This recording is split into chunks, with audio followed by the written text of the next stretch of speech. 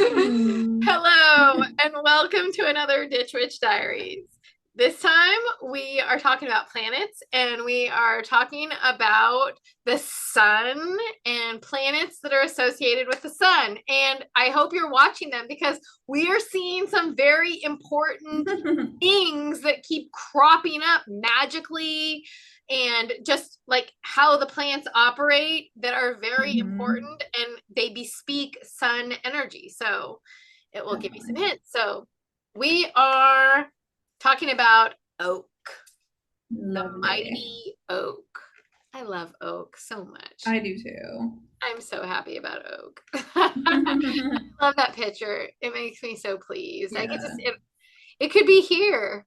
I love it. It could be so many places. Anyway, oak. So oak, what is oak? Oak is Quercus, several species. Okay, so how many species? So many. We're going to talk about how many, but a lot of species of Quercus. Okay, and this is the botanical drawing. And this is what AI thinks it looks like. And pretty good AI. I love AI's drawings. They do pretty good for me. Sometimes I always recall that cherry one. The cherry one is always like the exactly notably not a good drawing, right? And then you said there was another one, right? Like you couldn't get it to create an image of like a specific ruler or something, wasn't it? Yeah, there are some like it doesn't want to create certain like religious leaders. It doesn't want to create anything that's negative. It didn't want to create durian fruit with somebody having a negative face about durian fruit. I was like, okay, I had to explain to AI that like some people don't like durian fruit because of their genetics. Can you show that? Like literally it was gnarly. Anyway, so sometimes you have to tell it about it to get it to produce the images because it doesn't like, it has a certain thing, a bent. I have to struggle. So I'll tell you when I struggle. So what parts are used? All the parts of oak. Every part of oak is used, yes. So the other names are Darroch, Jove's Nuts, Juglins, and King of the Woods. So how did it become oak? There's not really any good stories. Maybe it was, they think, I've heard some massaging of an English word for root, but it's not really, it didn't fit or make me go, oh, aha. It was just kind of, it seemed really loose. So there you go. So then why Quercus? Again, it's just beautiful tree. It's not, there's no real good story behind it, but there you go. So the plant information, this is where it gets good. There's 500 species of oak in the world, or oaks in the world. 90 of those grow in the United States.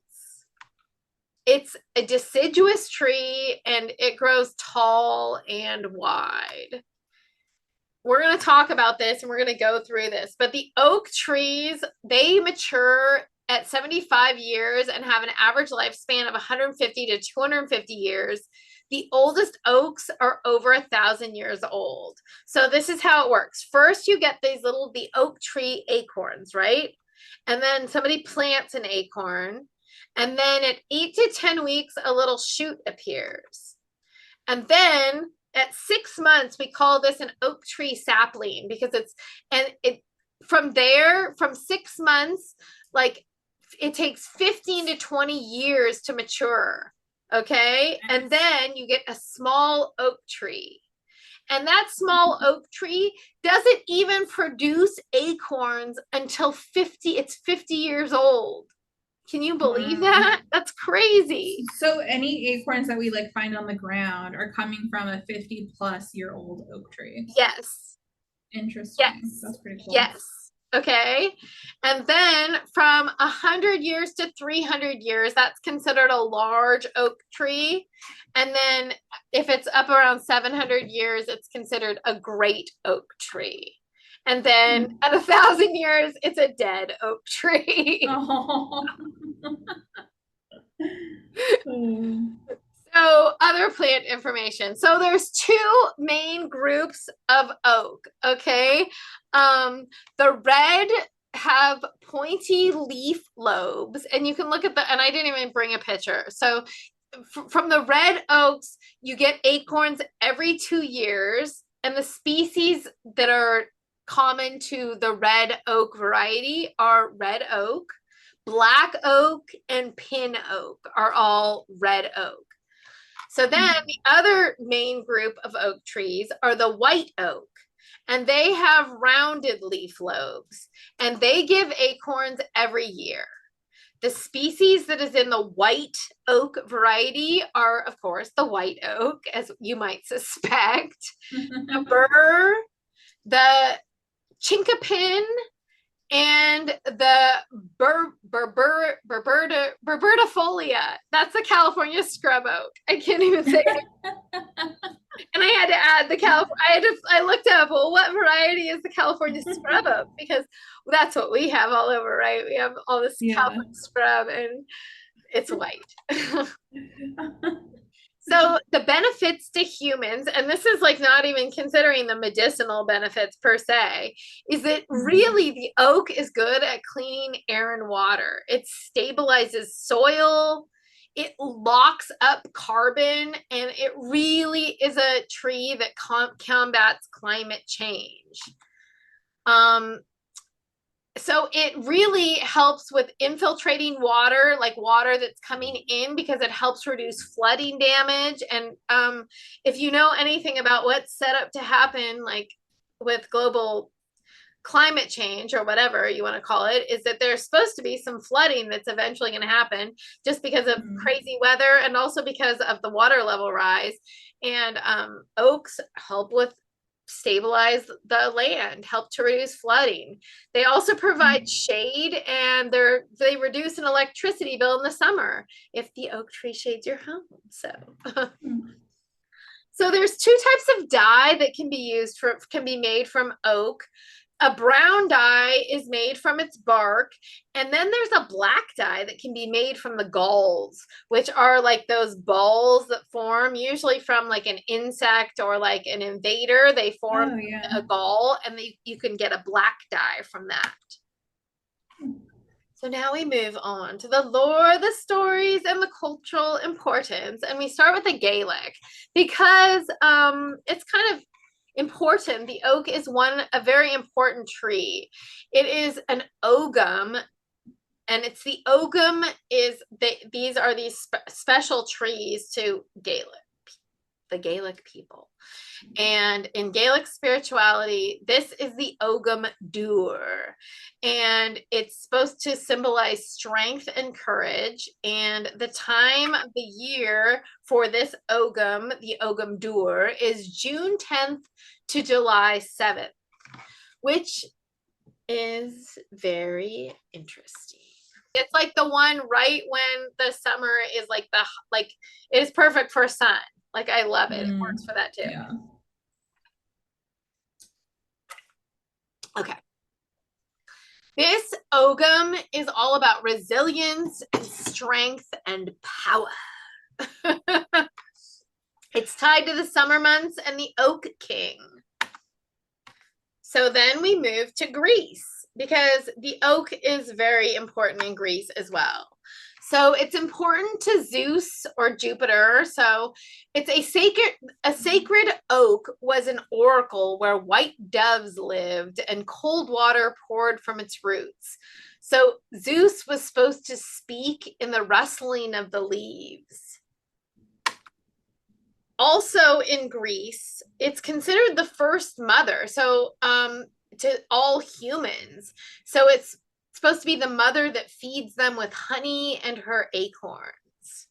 So I love the twist with the feminization. I'm always appreciative when somebody comes to that realization.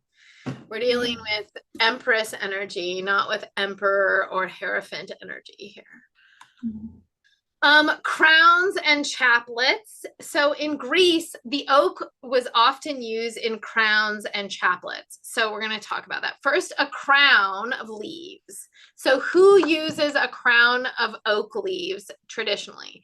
The three fates, a white-robed incarnation of destiny, and Hecate is said to have a crown of oak leaves. So a chaplet of oak. So who is supposed to have a chaplet? It's supposed to be worn by those initiated into the Eleusinian mysteries and dedicated to Demeter. So also in Greece, the oak is another herb or plant or tree or something that's associated with Circe. And again, I love this. It's all sun energy because she is associated with the sun. So, and I love this because it's for protection. So sun and protection, we're going again. It's a boundary oak forest that surrounds Circe's home on the garden of in the Isle of Aiaia. So there you go, boundary. So also, oak was very important to Druids. The oak is associated with Thor and the Druids and is sacred to them according to Pliny. And there's also associated with mistletoe. So because mistletoe is probably the Druids' most potent and magical plant, and it frequently grew on oak trees. And so a lot of the association or the magic was they were connected in a lot of ways. And its presence was believed to indicate the hand of God having placed it there in a lightning strike. So mistletoe was placed on the oak by the hand of God during a lightning strike. It's also a symbol of their god, and I don't know how you say that, Toot or Toot. Who was associated with wisdom and magic. So in Ireland, we also see the oak as a very important tree. So the Dida or the Dagda, depending on who you ask, had a harp made of oak that was named the Oak of the Two Meadows. And from that, he would play the 3 strains of the great bards to create joy, laughter, and sleep. In the Tane, Cuchulainn, is that it? Cuchulainn? Yes, I think that's I don't know. I read it differently every time, honestly. I looked it up, okay? You don't do the cut, it's Cuchulainn, I think. Cuchulainn, I think that's how you say it. Okay, thank you. Okay. So Cuchulainn writes a spell in Ogham on a piece of oak to withhold Maeve's approaching armies. So this, if the oak before the ash, then we'll only have a splash. If the ash before the oak, then we'll surely have a soak. So that's a little rhyme also from Ireland about weather and the oak, associating again with weather.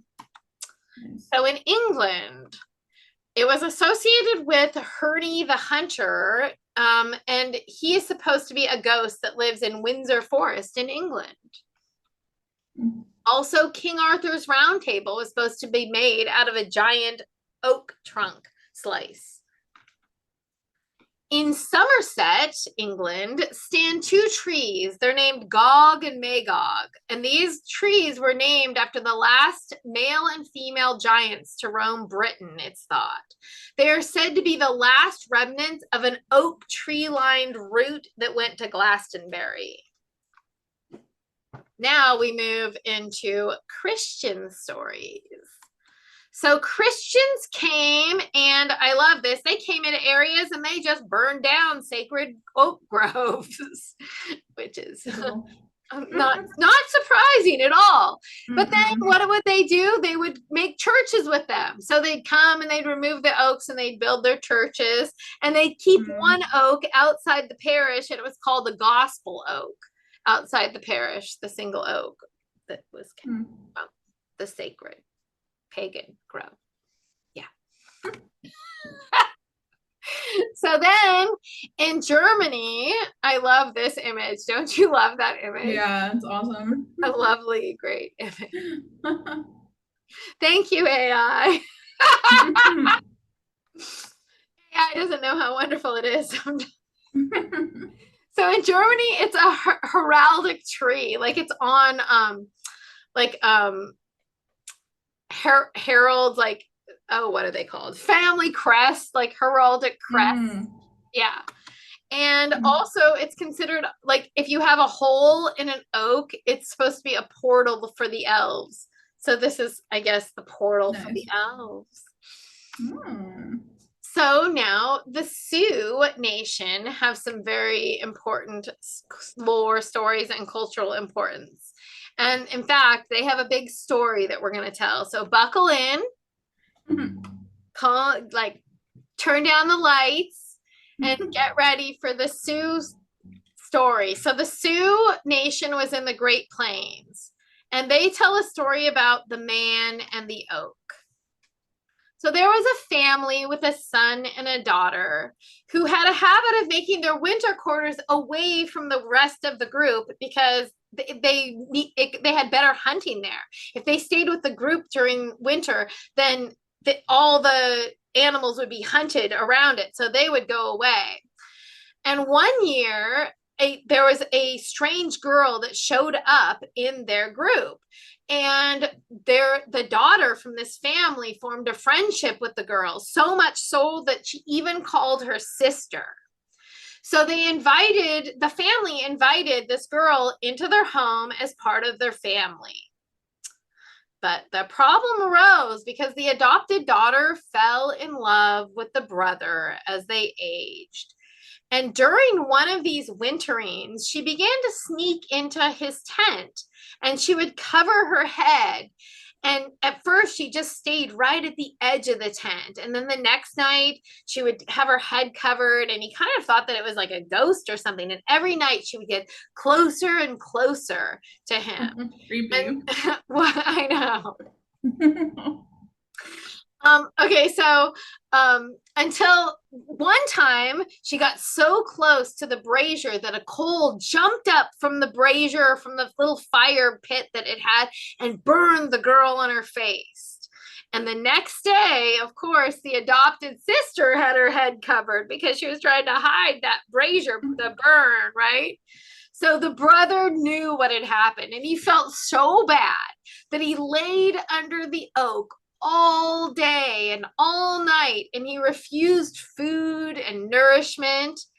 And what happened is that a small oak, began to grow right through the boy laying under the oak, and it pinned him right to the ground. The sister promised the sun gods that she would marry anyone if they released her brother. I love it, the sun gods too. Perfect. Okay. Yeah. She would marry anyone that could come along and release her brother.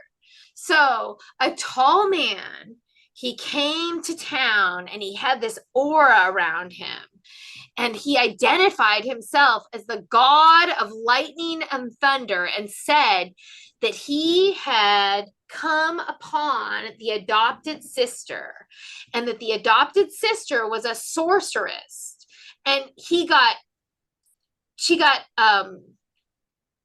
the sorceress got pissed at the brother because the brother wouldn't have sex with her, and decided that he was going to sit underneath the oak.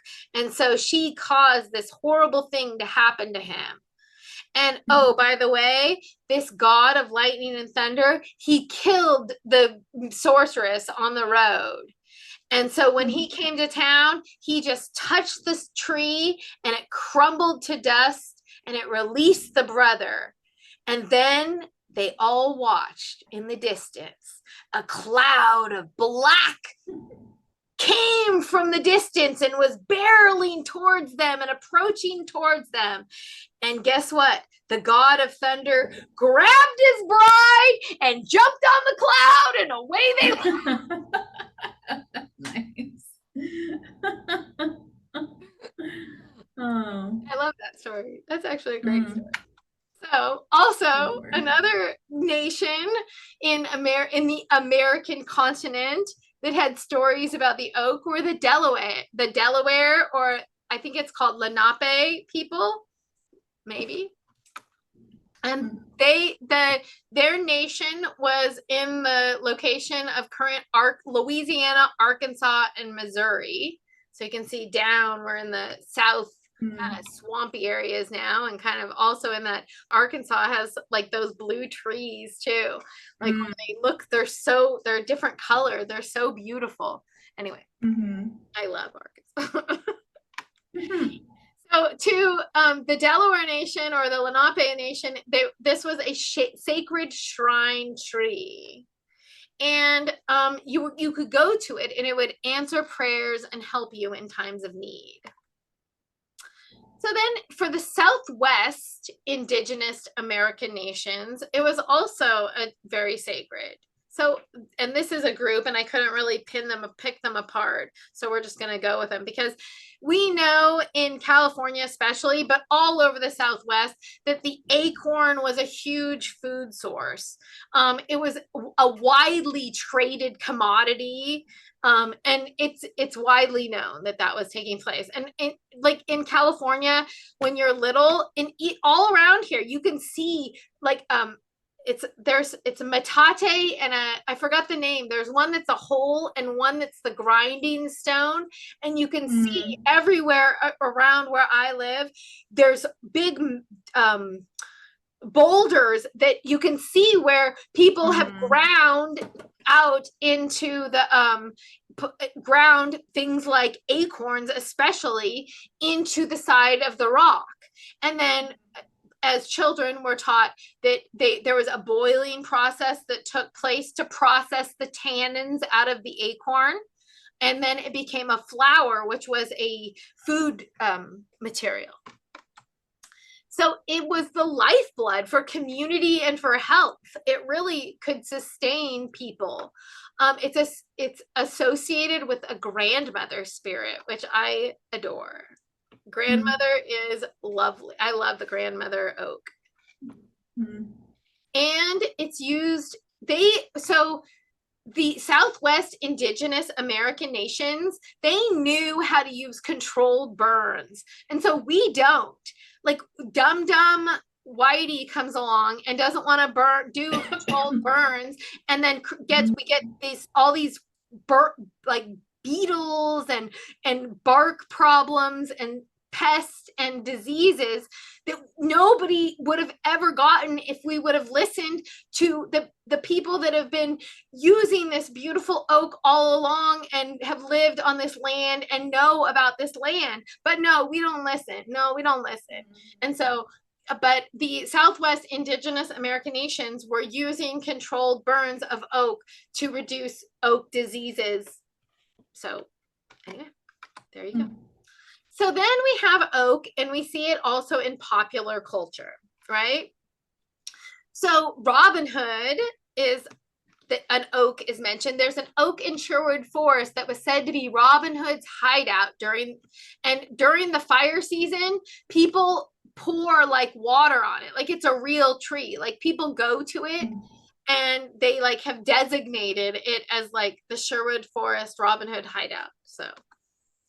Also, it's associated, and I didn't put this with the Bible. I put it with like modern culture because I don't know if this is really like a Christian thing or a Kent thing. So Seven Oaks is a village in Kent, and I could have put it probably with that. So it's said that after Cain killed Abel, he was punished by having to carry Abel's body for 500 years. And when he buried Abel, what marked the place, he marked it with his staff, and 7 oaks grew. So in England, so Cain was walking around for 500 years and found his way up to jolly old England and put his cane down, and there you go. Put the cane down and outgrew the 7 oaks. And that probably should have been someplace else, but here we find it in popular culture. So there's a parable of the sower by Octavia Butler. In the parable of the sower by Octavia Butler, the main character, Lauren, her favorite bread is acorn bread made with acorn flour. And we have the song, tie a yellow ribbon round the old oak tree. We'll survive. For acorns, I know. We know it's sun. Yes, fire, sun. So, fertility. So acorns are associated, of course, because they grow these huge oaks from the small thing. So creation in any endeavor, the continuity of life. So if you want to, you can carry a charm for long life. To predict, or here's another one, to predict a marriage, place 2 acorns in a bowl of water, and if they come together, it'll be a long and happy relationship. So also acorns are used as temple decorations and amulets. And you can put acorns in the hands of the dead as well. So I don't know what you'd for probably to continue life, for continuity of life. So magical properties. So you're not supposed to gather oak if it has mistletoe on it. You're just supposed to do the rituals under it, it's said. So it's symbolic of majesty, strength, and hospitality. Yeah, that's one lore, if you believe that. If you don't, if it resonates, then go with it. It's also associated with weather magic, as we saw. So it draws thunder and lightning, but also conversely, like with things we know, like and weather magic is a big one with these the sun plants we've seen. Conversely, you can place the twigs. It's also to protect. So it can draw thunder and lightning, but some people say it protects from thunder and lightning. And so you're supposed to place the twigs or leaves in a jar on your mantle to protect you. So you can bring in the boughs of oak to protect you from a storm as well. So also with marriages performed under the old oak tree. And Adam and I were married in a circle grove of oaks. So it's a very special tree to me. It's for longevity and wisdom. And it's, well, a lot of those plants, like it's like a long laster, right? 1,000 years, if these are old. So of course they have wisdom and longevity. And then for protection, we saw like the boundary oak situation. It's supposed to define the olden lands. It said to turn green on Christmas. It's supposed to turn green on old Christmas, 1/6. So that's what it is. Okay. So it's supposed old Christmas, whatever that. Yeah. So it's also like Christmas used to be celebrated on January 6th or something? Yes, something like that. Yes. So the Yule log, it's often used as a Yule log in Germany or in Czech traditions or in Serbia or Italy. And it's used to increase spells power, and it'll increase the power if you add it to especially the oak galls to any herbal blend. It will increase the power. More magical properties. So the Fae it's associated with the Fae. They're supposed to live in the oaks. And like if there's a hole in the oak, it's said that it's haunted or it's a portal for elves, we saw before, like in Germany. If an oak is cut, you're supposed to be able to hear it scream. And when you hear this scream, it portends a death in the family. So be careful for screaming sad oaks. That makes me sad. Some are considered funeral trees. And we also talked about putting oak, like acorns, in hands of the dead. And funeral trees, they have ravens in them and they attract lightning. And I thought that is so rad, like ravens oak. Which is us. Yeah. So dreams. To dream of an oak in full foliage is a good sign. And if it's, quote, blasted, I don't know what that exactly means. It's a great warning of sudden death. So don't dream of a blasted oak, for sure. If you dream of an oak with no foliage, though, it's poverty and old age. That sucks. And if you dream of an oak with acorns, though, that's a sign of great wealth. And then if you dream of many young oaks, you'll have many brave sons. Lots of dream work here. So more magical properties. Divination. So to foretell weather, again, it's associated with, if the oak has leaves before the ash, there will be drought. If the ash has leaves first, there will be a lot of rain. So I don't know if that's more like divination or some like old farmer's almanac thing about like how plants work. So Yeah. again, so people use the galls for divination too. So they interpret the bugs and the worms that are inside the galls. Also, it's again, it has strong solar power. So if you want the sun energy in your stuff, use oak. Like my wand is made out of oak. So again, I'm Circe oriented. So sun, solar, oak, boundary oak, Circe, the whole 9 yards. Yes, it works for me. So protective, we already know about protective and sun energy. It's hugely protective. It's especially potent when collected at midsummer. So you're supposed to pick it and hang it with the other midsummer herbs, such as witchwort, elder, and mugwort. And I would say probably mullein too. And then burn it at midsummer. You can either burn it at midsummer or you can burn it on Yule or in a Christmas fire or a Samhain fire. You can keep the leaves for protective charms. You can put the acorns in a pouch to protect male children. And I said that that's BS because I don't think it's associated. I don't find it associated just with men. So I say all children. No. Yeah. So you can burn a pentacle into a piece of oak wood and take it on your journey, or hang said pentacle in doorways or homes for protection. So also in jinx breaking. So a person can be ritually bathed and dried or smoked with oak and mistletoe. So either way for jinx breaking. And also here's another BS one that because it's associated with just men's fertility. Harvest a branch with acorns in late summer and use the acorns as fertility charms, especially for men.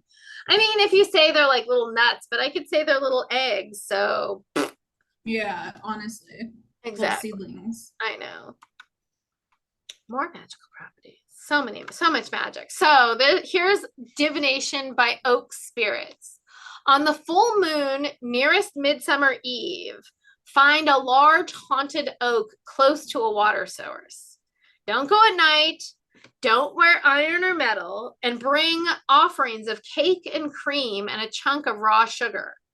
You're supposed to leave all of this at the base of the tree. And also make sure you bring a notebook with a black pen and have a black cloth. So with like, you're supposed to wrap your notebook and your black pen in your black cloth. So within on your paper, so you're supposed to have a question on your paper that you're supposed to write in black ink, and you're supposed to choose the branch end. You're supposed to choose a branch end and tie back like the cloth to it and conceal it the best you can. If you have any doubts, choose a different tree. So you're supposed to now sit with your back on the trunk, and you're supposed to enter a trance state, and you're supposed to ask the spirit of the oak to help you. If the answer is no, you can pick another tree. If the answer is not again, is no again, then your answer is no. So you're only supposed to do it twice. If the answer is yes, you thank and receive the vision, and it's supposed to tell you about the answer that you tied up into the tree. Sometimes you don't understand your vision now, but you're supposed to record it, and then you look around the tree for gifts. Like sometimes it's a teacher, sometimes it's an animal. You can even ask the spirit of the oak's name, and you should definitely leave in gratitude.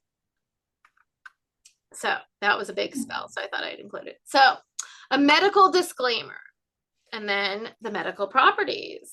So it is an antidiarrheal, an astringent, an antimicrobial, an anti-inflammatory, and a hemostatic.